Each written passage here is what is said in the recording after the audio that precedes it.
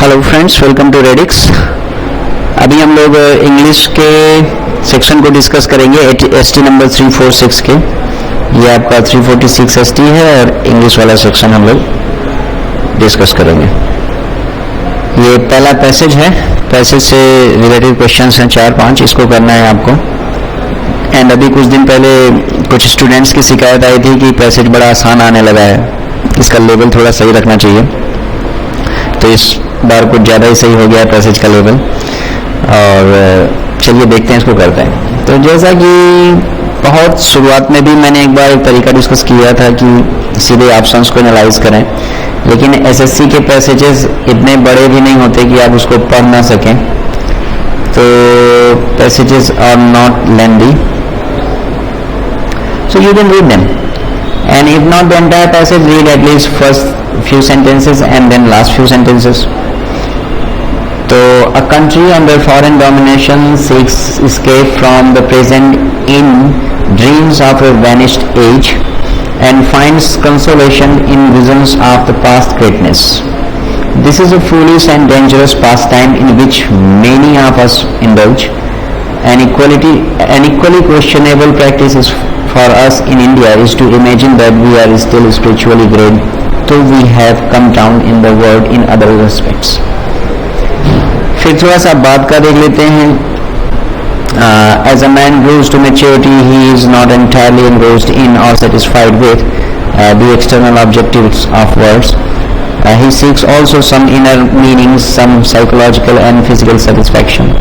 So also with people and civilizations, as they mature and grow adult, every civilization and every people exhibit these parallel streams of an external life and internal life.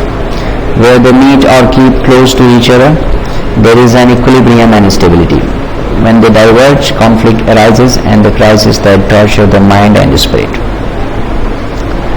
थोड़ा सा आपको idea हुआ होगा कि ये psychology से related थोड़ा सा पैसेज है। The passage talks about the psychology of human beings and specially of people. जो शुरुआती की लाइन में वो डिस्कस करता है कि कैसे हम लोग वर्तमान की हकीकत से भागने के लिए, खासतौर पे इंडिया के अंदर ये कैरेक्टरिस्टिक ज़्यादा है कि वर्तमान की सच्चाई से मुंह चुराने के लिए ये लोग पास्ट की ग्लोरी में अपना सर छुपाते हैं। अब पास्ट ग्लोरी में सर छुपाने का मतलब ये है कि इंडिया सोने की चिड़िया था, हमने जीरो का आविष्कार किया, हमने दुनिया को सभ्यता सिखाई, पहला मानव सभ्यता हड़प्पा का हमारे यहाँ हुआ, वगैरह वगैरह कि हम एंशिएंट वर्ल्ड के सबसे सिविलाइज्ड कल्चर पीपल हैं। लेकिन उससे कुछ नहीं होता। वर्तमान में अभी तो हम लोग का स्टेटस जो है वो बहुत ही पिछड़ेपन वाला है, और कैसे इंसान ऐसी ऐसी बातें करने लगता है, सोचने लगता है, उसी के बारे में ये पैसेज है। So the passage mentions that this world is evidently not meant for them. ये संसार उनके लिए नहीं है। किसके लिए नहीं है ये हमें नहीं पता। It refers to people who, वही पूछ रहा है कि ये देम है, वो देम कौन है इसमें। This word is evidently not meant for them. Who is them in this sentence? So people who seek freedom from foreign domination, जो विदेशी राज्य से छुटकारा पाना चाहते हैं, या फिर people who live in starvation and misery, ये दुनिया उनके लिए नहीं है। एंड तीसरा, people who become revolutionaries. Passage में इनमें से कौन सी बात लिखी गई है? तो पैसेज में ये दूसरे नंबर वाली बात आपकी आई है, ऑप्शन नंबर 2। बाकी 3 और 1 कहीं पे पैसेज में दिया हुआ नहीं है। आप लोग इसको डिटेल में पढ़ भी सकते हैं।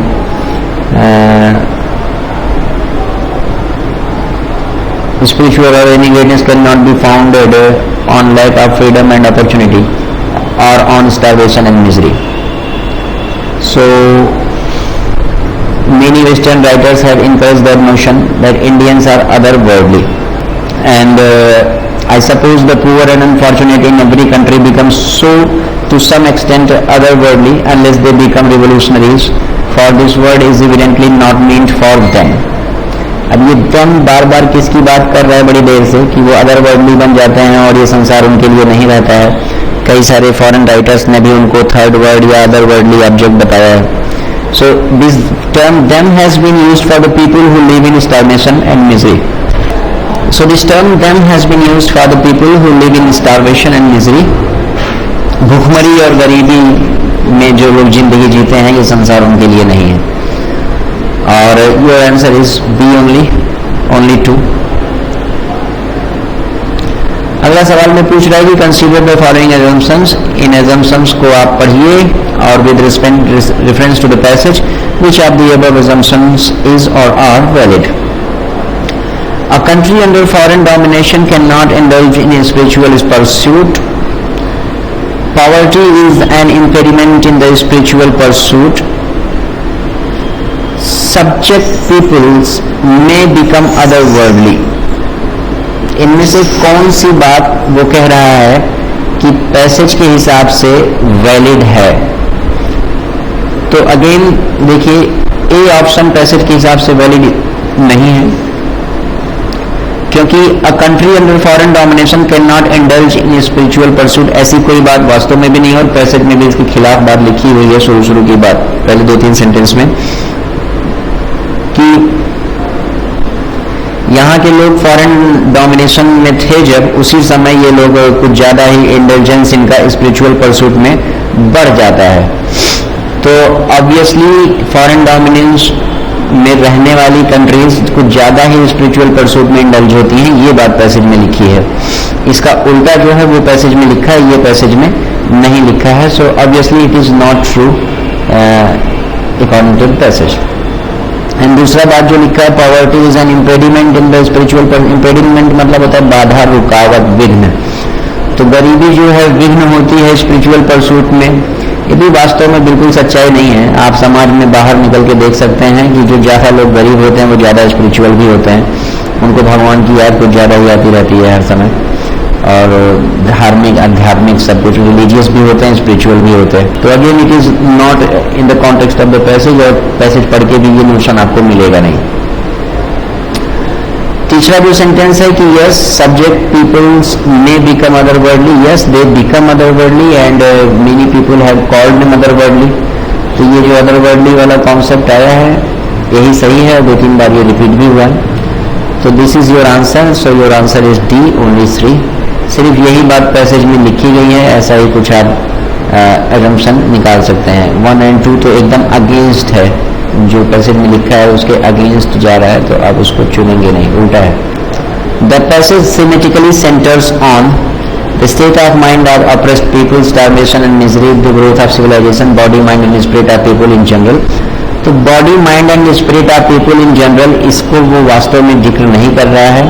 हालांकि बहुत ही न्यूट्रल ग्राउंड का स्टेटमेंट है, पॉसिबल आंसर है, बट अभी और आंसर को एनालाइज करेंगे तभी जाके इसको खारिज कर पाएंगे. ग्रोथ ऑफ सिविलाइजेशन की कोई बात ऐसी इसमें हुई नहीं है, तो ये पूरा पैसेज पढ़ के भी आपको ऐसा कुछ मिलेगा नहीं. Starvation and misery, no this is certainly not the theme of the passage. The state of mind of oppressed people, ठीक है. तो A and D are strong contender की कौन सी बात पैसेज में थीमेटिकली कही गई है, थीम कौन सी है. So obviously the state of mind of oppressed people, this is the theme of the passage and you can get this theme in the first 2 sentences. Otherwise also this theme has been dragged throughout the passage कि कैसे लोगों की सोच बदल जाती है जब oppressed होते हैं. oppressed यानी सताया हुआ, ठीक है, उनका ऑपरेशन होता है, सताया हुआ is oppressed. तो under foreign domination how oppressed people behave, how they think and how their cultures evolve, this thing has been discussed in the passage. And next question is, according to the passage, the torture of mind and spirit is caused why?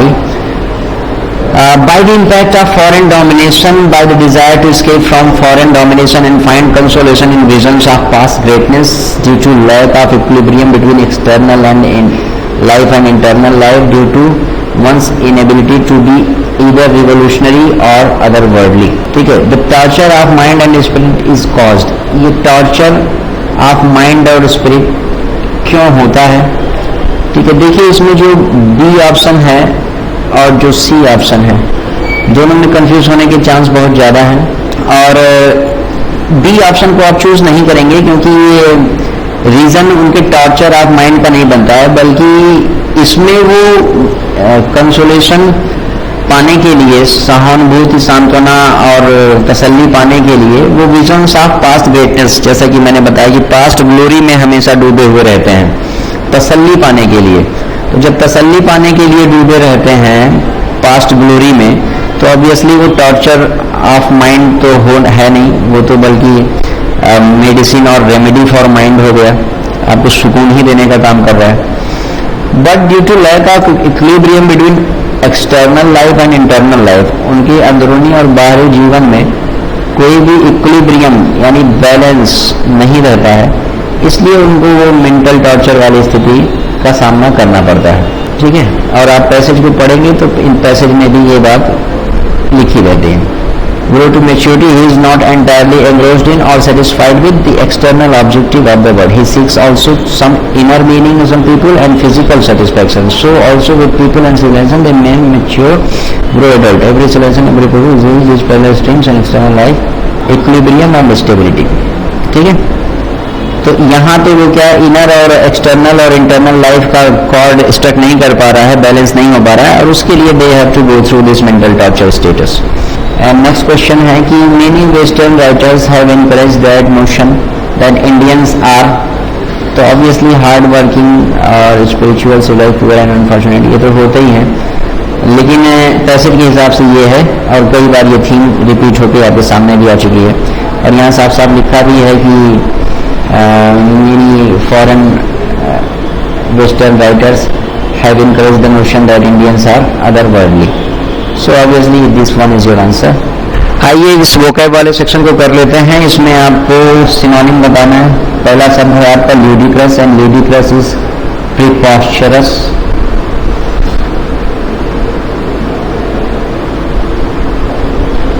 Preposterous, absurd,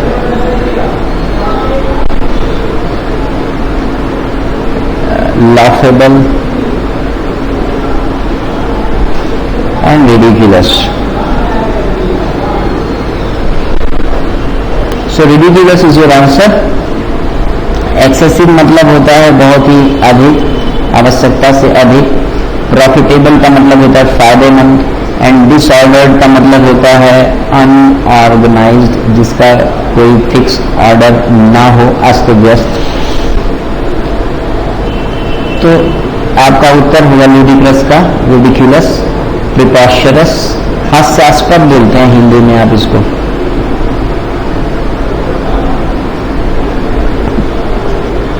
तो ये हंसी दिलाने वाला।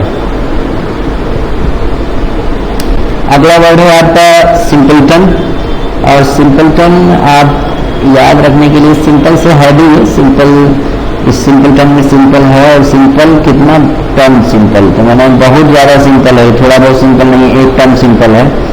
तो simpleton is डंस, मूर्ख बोलते हैं इसको।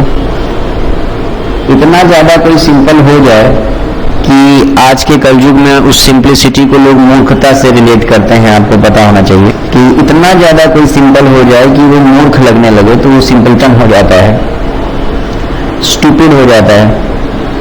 बहुत ज़्यादा सिंप्लिसिटी भी आज के ज़माने में एक्सेप्टेबल नहीं है, थोड़ा बहुत दिखावा आपके अंदर होना ही चाहिए, अदरवाइज आप स्टूपिड कहे जाएंगे और स्टूपिड माने जाएंगे, डंस कहे जाएंगे। सो डंस इज योर आंसर। जीनियस तो आप जानते हैं क्या होता है, सिंपलटन आदमी जीनियस बिल्कुल नहीं होता है। टैटलर होता है चुगलखोर,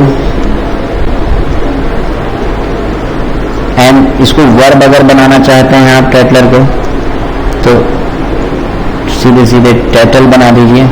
टैटल इज चुगली, तो टैटल चुगली करना, और जो चुगली करे वो चुगलखोर हो गया आपका, चुगली करने वाला। And quack is a sound of ducks, sound made by ducks.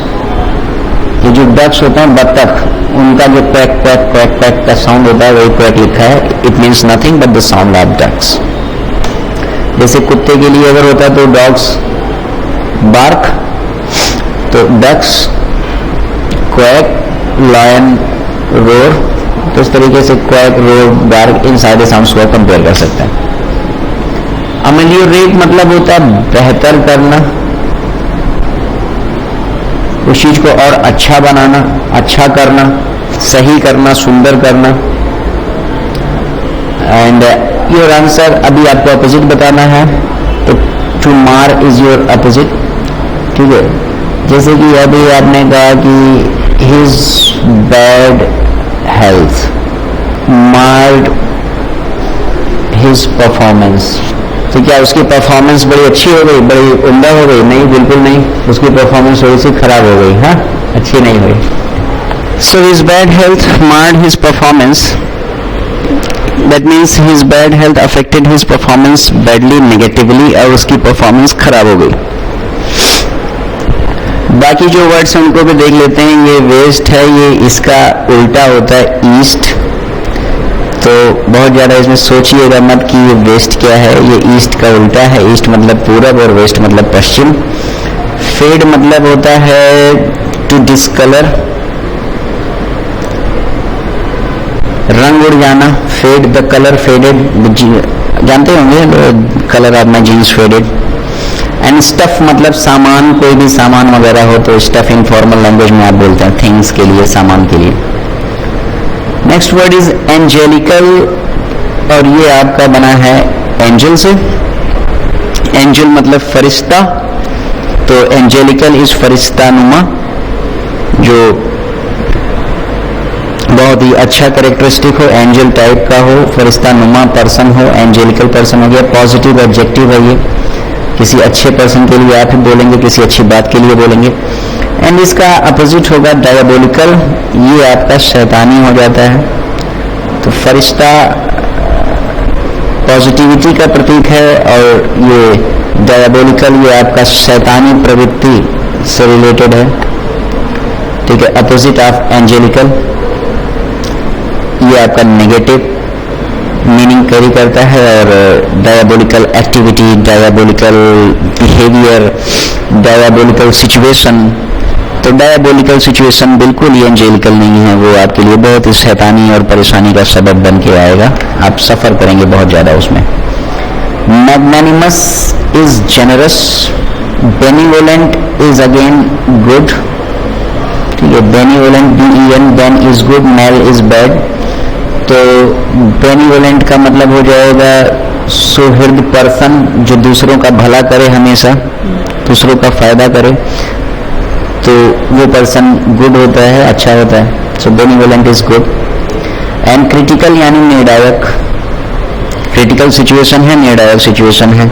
Important, यहाँ पे फिल इन द ब्लैंक करना है आपको। The strike will not end because both the management and the workers are insipid, intricate, intransigent और inexplicable.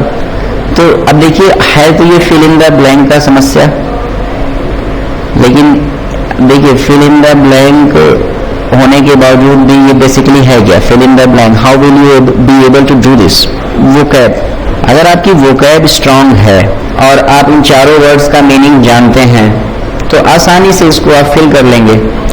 तो overall SSC के paper में जो बातें होती हैं, मोर देन 70% आपका वोकैब ही रहता है। ठीक है, वोकैब अगर आपकी स्ट्रांग है तो 70% से ज्यादा समस्याएं आप हल कर देंगे। The strike will not end because both the management and the workers are intransigent, यानी कि नॉट विलिंग टू चेंज, बदलने के लिए तैयार नहीं है बिल्कुल भी।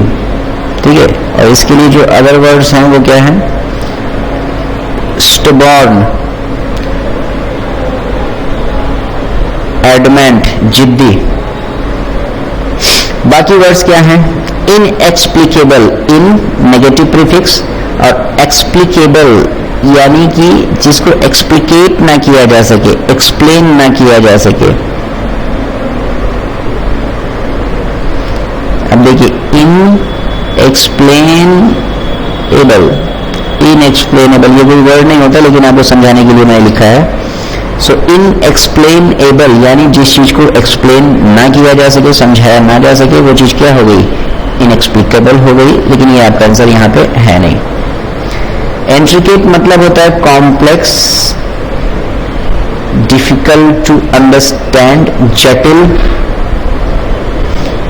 एंड इंसिपिड का मतलब होता है dull. So your answer will be intransigent. Strike मतलब होता है क्या, धरना वरना टाइप का, हड़ताल। हड़ताल will not end because both the management and worker, ना तो मैनेजमेंट मानने को तैयार है और ना तो वर्कर ही मानने को तैयार हैं, और ऐसी दशा में ये हड़ताल खत्म होने के कोई आसार दिख नहीं रहे हैं। अगला number 86, there are too many and not enough serious students. ये भी आप कैसे कर पाएंगे, सीधा मतलब है वोकैब से ही होगा। अगर सभी वर्ड्स की मीनिंग आपको पता है तो आप इसको कर ले जाएंगे, और नहीं पता है तो नहीं कर पाएंगे। एंड योर आंसर इज डिलिटांटिस, क्योंकि डिलिटांट मतलब होता है someone who does something only for pleasure, not serious। ठीक है, कोई डिलिटांटे ऑफ एन आर्ट, ठीक है, आप किसी कला में, जैसे कि यू प्ले गिटार, लेकिन यू प्ले गिटार जस्ट शौकिया, ठीक है, एमेच्योर बोल सकते हैं, ठीक है, एमेच्योर गिटारिस्ट। तो एमेच्योर गिटारिस्ट जो है, ये गिटार में बजाने की कला में he is just a dilettante, he is not serious guitarist. उसको अपना करियर नहीं बनाना है गिटार बजाने में, या फिर बहुत सीरियसली नहीं प्ले करता है, बस नौसिखिया है और मनोरंजन के लिए वो काम करता है। तो ऐसा भी कोई भी जो नॉन सीरियस परफॉर्मर्स होते हैं ना किसी आर्ट के, कि वो बस अपना दिल बहलाने के लिए काम कर रहे हैं, they are not professional, they are not very serious in with that art, तो दे आर ऑल डिलेटेंट्स। ठीक है, वो डिलेटेंट्स कहलाते हैं उस आर्ट के। सो यहाँ पे बहुत ज्यादा डिलेटेंट्स हैं, नौसिखिया या मजे के लिए करने वाले तो बहुत हैं, लेकिन नॉट एनफ सीरियस स्टूडेंट्स, गंभीर स्टूडेंट्स नहीं है यहाँ पे। तो यहाँ नॉट सीरियस मैंने लिखा है, इसी यही आपका सेंस निकल गया था, और यहाँ आगे सीरियस दिया हुआ। लेमैन इज ए कॉमनर, ठीक है, किसी भी कॉमन मैन को आप बोल सकते हैं लेमैन, वो साधारण आदमी है, ऑर्डिनरी पर्सन। तो वी आर ऑल लेमन, ठीक है, जब तक आप किसी स्पेशल आर्ट से रिलेटेड या उसमें महारथी पारंगत ना हो, तब तक सभी के सभी क्या हम लोग लेमन ही हैं। एंड अगला क्या है, नेसेंट होता है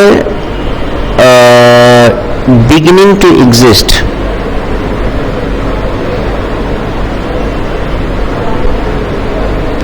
बिगिनिंग टू एग्जिस्ट यानी अभी बस वो उत्पन्न होना शुरू ही हो रहा है, ठीक है, सेंट नेसेंट, अभी that thing has just begun to exist.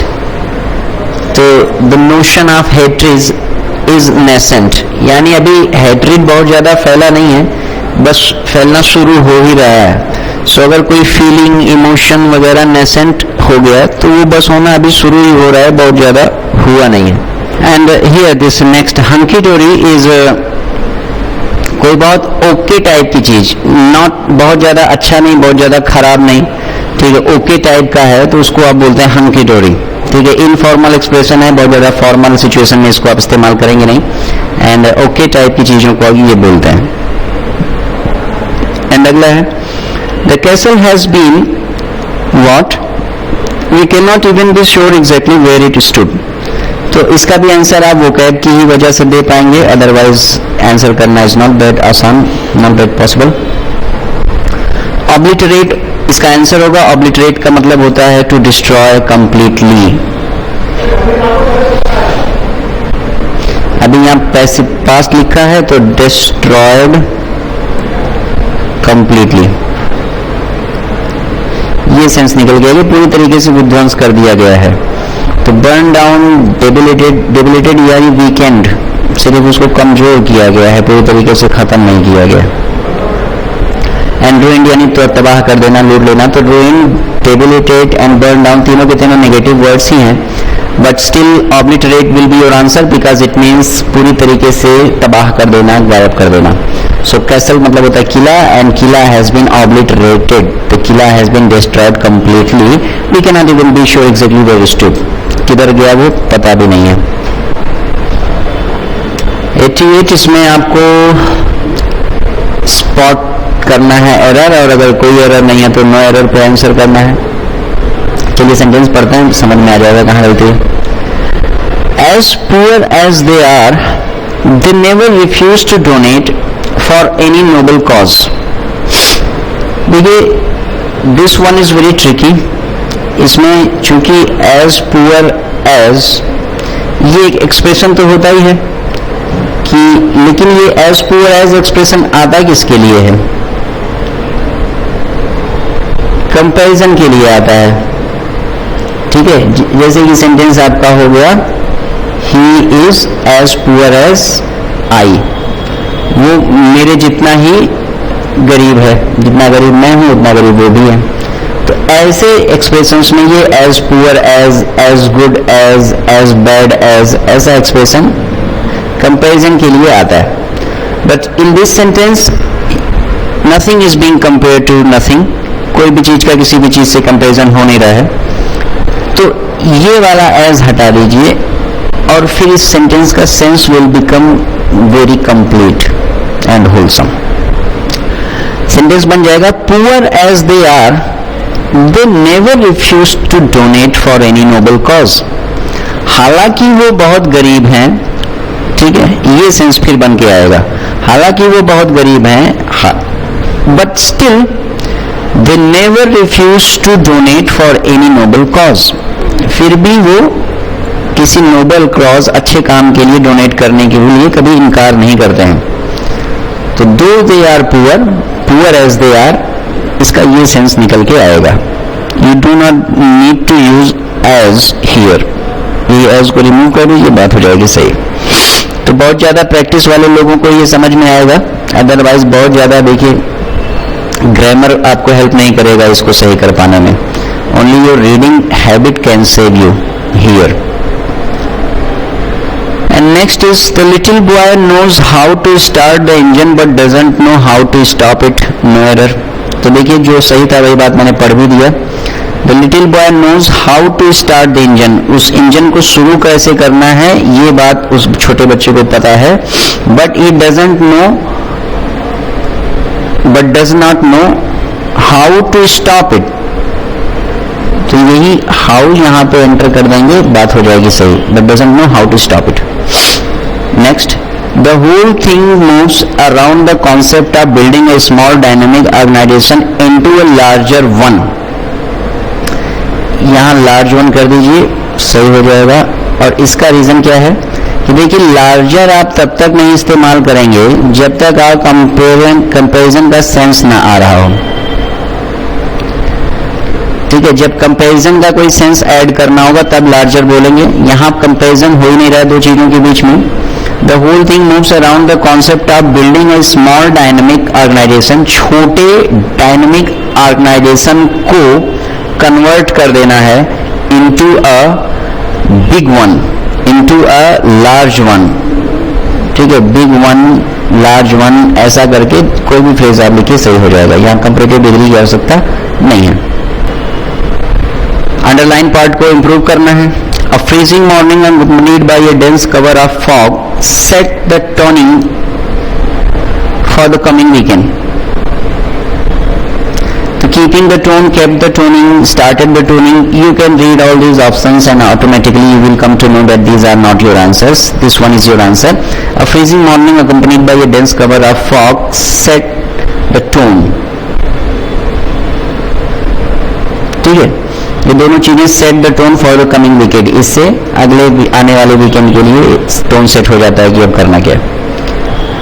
The space crunched city throws up several stories of struggle that schools have had put up with to win playgrounds for their students. देखिए put up with जो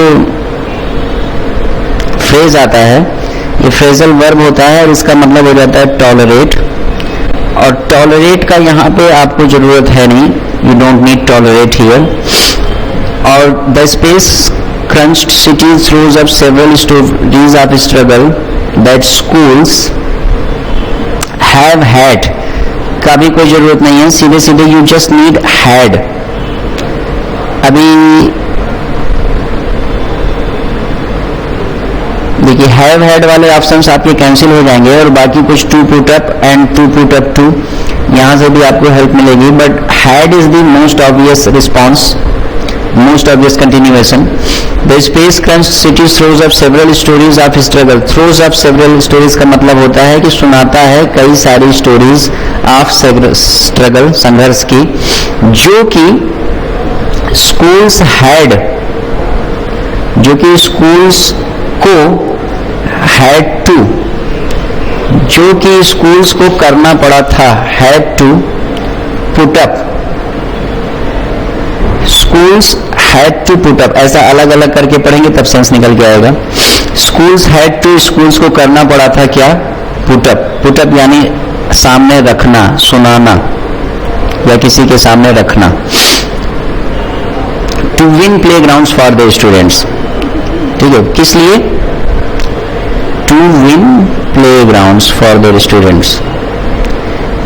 ये चीज पे playgrounds for their students, इस चीज को arrange करने के लिए, इस चीज को जीतने के लिए उन्हें पुटअप करना पड़ा था, सुनाना पड़ा था, ठीक है.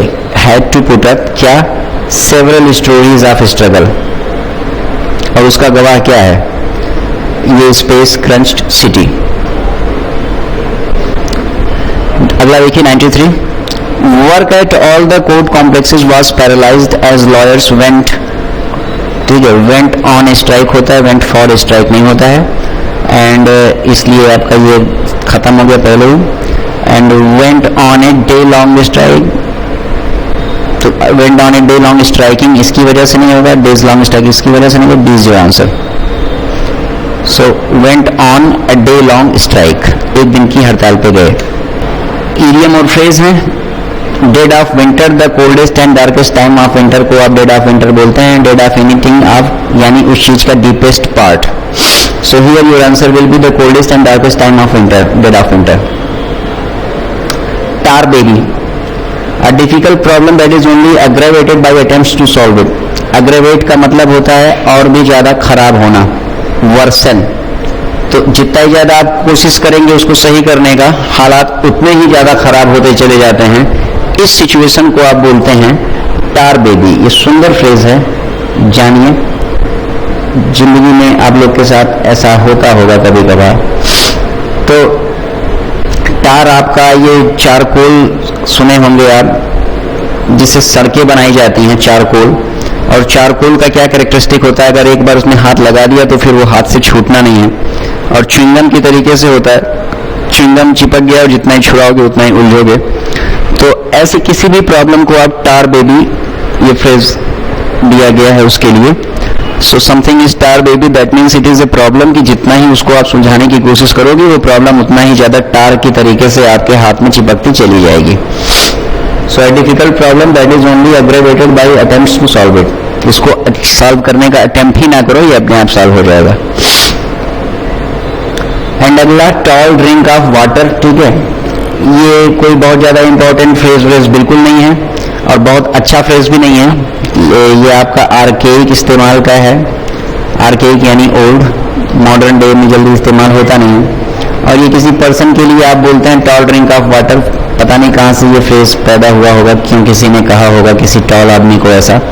लेकिन जो वेरी टॉल एंड स्लेंडर यानी दुबला पतला और टॉल लीन आदमी होता है, उसको आप बोलते हैं टॉल ड्रिंक ऑफ वाटर. तो यू कैन से, अगर किसी पर्सन को बोलोगे कि he is such a tall drink of water, तो आप उसको तारीफ में बोल रहे हैं. वो टॉल तो है ही बंदा, लेकिन ये टॉल ड्रिंक ऑफ वाटर बोलना थोड़ा आप उसकी क्यूटनेस की ओर इशारा कर रहे हैं. टॉल है और इसीलिए आपको थोड़ा सा क्यूट लग रहा है, और इसीलिए आपने उसको ये फ्रेज देके दे मारा कि he is such a tall drink of water.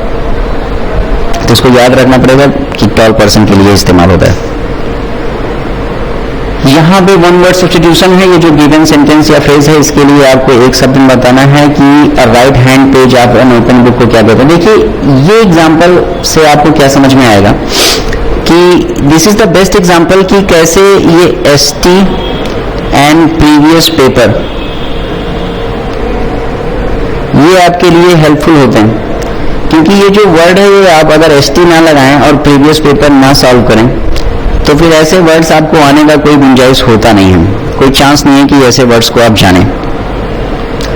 सिर्फ this is the only source to come across such words कि right hand page of an open book, किसी खुली किताब के दाहिने पन्ने को भी कुछ कहते हैं, और वो क्या कहते हैं, वर्सो कहते हैं।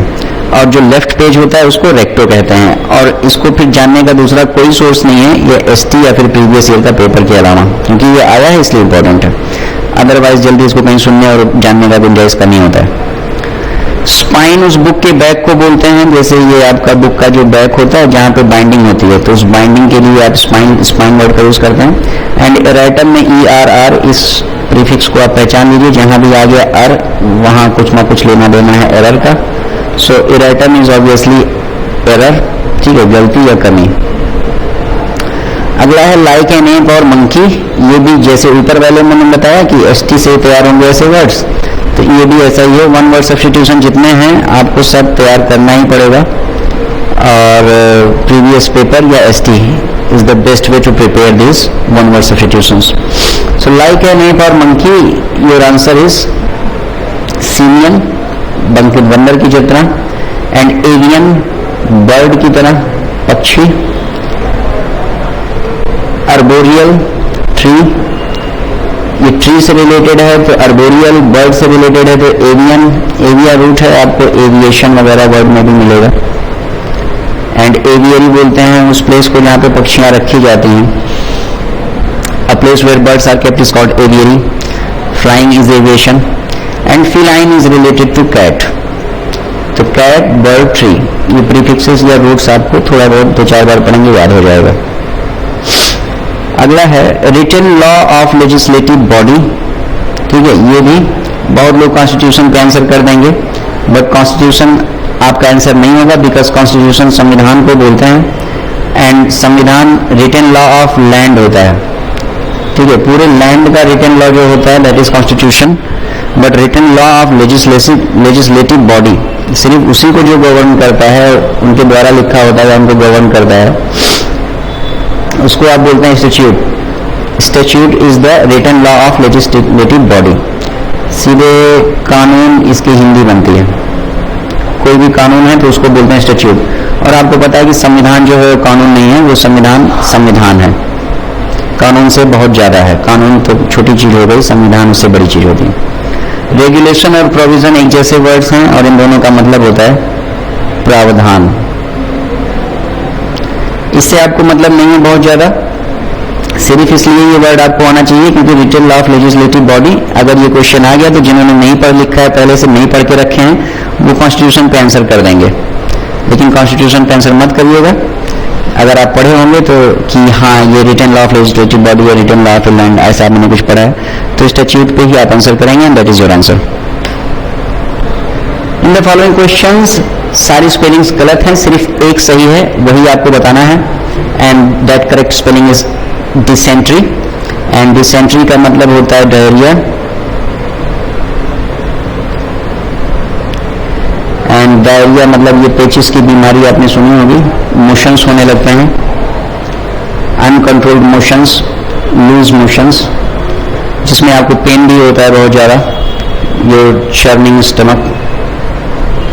तो churning stomach is the characteristic of this diarrhea, of this dysentery. So it is a medical term and it is a disease.